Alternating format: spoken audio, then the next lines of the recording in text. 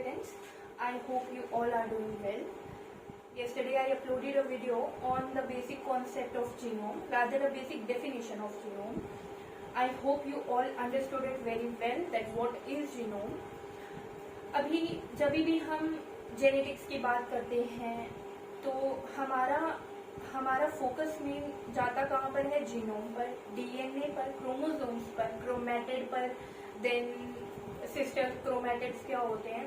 तो ये इतना कॉम्प्लेक्स प्रोसेस है कि हम लोग ट्रांसक्रिप्शन तक पहुंच जाते हैं, लेकिन we don't know about the basic definition, rather the basic concepts of these simple terms, right.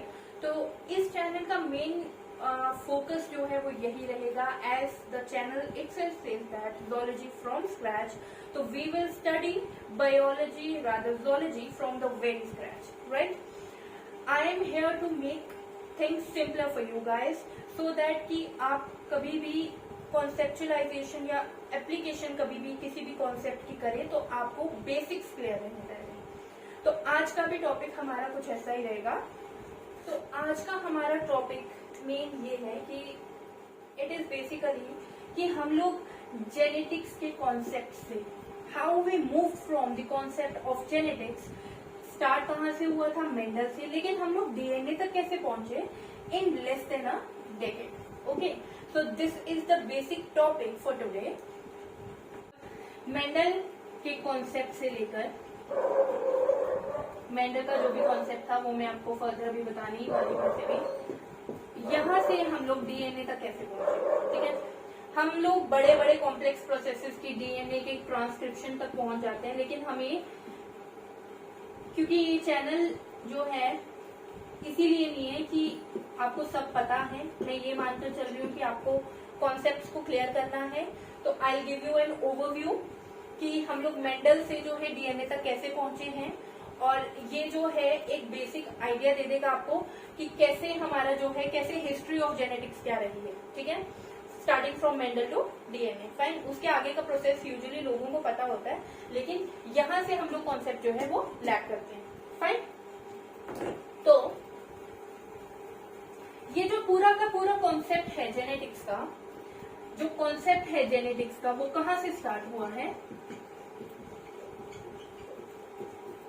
ये कॉन्सेप्ट जो जेनेटिक्स का है ये कहाँ से स्टार्ट हुआ है? एक गार्डन से. और ये गार्डन किसका था? गार्डन किसका था? ये एक ऑगस्टियन मॉन्क का. फाइन. क्या नाम है उनका? Gregor Mendel. फाइन. क्या नाम है उनका? Gregor Mendel. सो बेसिकली क्या हुआ था कि Gregor Mendel was never a researcher, ठीक है. He had a garden. उसकी ऑब्जर्वेशन ये थी कि कुछ चीज ऐसी हो रही है जो कि फ्रॉम पेरेंट्स टू ऑफस्प्रिंग्स जो है, कुछ कैरेक्टर्स जो हैं वो ट्रांसफर हो रहे हैं. फाइन. कैरेक्टर्स जो है वो ट्रांसफर हो रहे हैं, ठीक है. मेंडल का क्या था? मेंडल ने ये चीज देखी कि कुछ जो है, क्योंकि वहां पर पाइजम सेटाइवम पर वो काम कर रहा था, that is a P plant पर वो काम कर रहा था. तो मेंडल ने ये ऑब्जर्वेशन देखी. उसे क्या ऑब्जर्व किया कि जो पेरेंट्स से ऑफस्प्रिंग्स में जो है कुछ कैरेक्टरिस्टिक्स जो है वो पेरेंट्स के वो ऑफस्प्रिंग्स के अंदर आ रहे थे. फाइन. अब ये जो कैरेक्टरिस्टिक्स है इनको मेंडल ने क्या टर्म दी? He called them as traits. He called them as traits. Fine. He said that कि कुछ कैरेक्टर्स जो हैं, कुछ ट्रेट्स रादर पेरेंट्स से ऑफस्प्रिंग्स के अंदर आ रहे हैं. इस चीज को हम लोग आज बोलते हैं इनहेरिटेंस ऑफ ट्रेट्स. मेंडल की फर्स्ट ऑब्जर्वेशन क्या रही होगी, क्या रही है रादर? Inheritance of traits. कि कुछ कैरेक्टर्स जो है ऑफस्प्रिंग्स के अंदर जो है कहां से आ रहे हैं? पेरेंट्स के से आ रहे हैं, ठीक है. अब मेंडल ने ये देखा कि ये जो इनहेरिटेंस ऑफ ट्रेट्स है इसके लिए कुछ फैक्टर्स रिस्पॉन्सिबल हैं, ठीक है.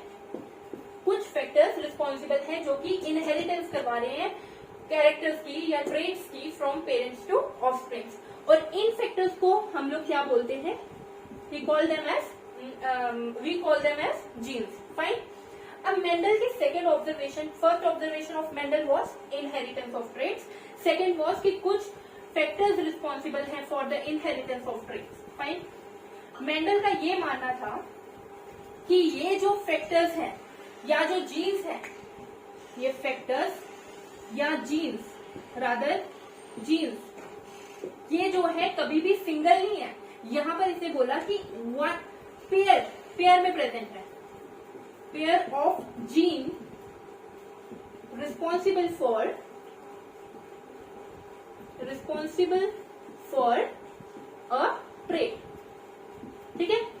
मेंडल ने क्या बोला कि ये जो फैक्टर्स, जिनको उसने फैक्टर्स बोला या जीन्स बोला, ये जीन्स ये फैक्टर्स जो हैं हमेशा पेयर में प्रेजेंट होते हैं. दैट इज एक पेयर जो है जीन्स का, it is responsible for a single trait. Fine. Fine. This was the second observation of Mendel. Third observation of Mendel was that कि ये जो जीन्स जो हैं, जब हम लोग बात करते हैं, एक लॉ की बात करते हैं, लॉ ऑफ सेग्रीगेशन हम लोग बोलते हैं, law of segregation. Fine. Law of segregation हम लोग बात करते हैं. तो मेंडल का ये मानना था कि मेंडल ने ये बोला कि ये जो फैक्टर्स या जीन्स हैं, ये बेसिकली जो है गैमीट फॉर्मेशन के टाइम पर, at the time of gamete formation they segregate. Fine. तो मेंडल की 3 ऑब्जर्वेशंस क्या थी? मेंडल की फर्स्ट ऑब्जर्वेशन थी इनहेरिटेंस ऑफ ट्रेट्स. ठीक है. उसके बाद उसने बोला कि कुछ फैक्टर्स रिस्पॉन्सिबल हैं. पहला आया इनहेरिटेंस ऑफ ट्रेट्स, सेकंड आया फैक्टर्स या जीन्स जो रिस्पॉन्सिबल है, और ये जो है हमेशा पेयर में प्रेजेंट होती है. ठीक है. मतलब पेयर जो है, pair of genes is responsible for one trait. ठीक है. थर्ड ऑब्जर्वेशन मेंडल की क्या थी कि गैमीट फॉर्मेशन के टाइम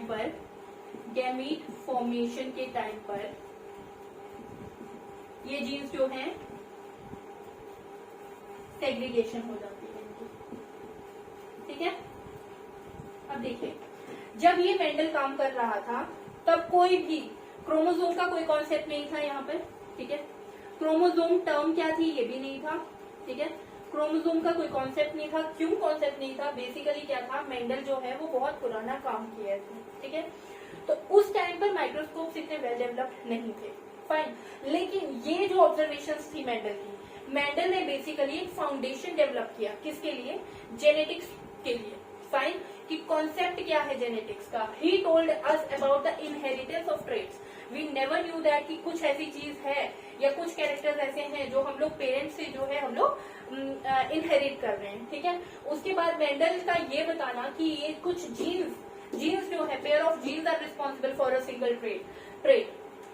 देन गैमीट फॉर्मेशन के टाइम पर सेग्रीगेशन ऑफ जीन्स, ये सारा का सारा कॉन्सेप्ट जो है इसने क्या किया, फाउंडेशन डेवलप करी. किसके लिए? जेनेटिक्स के.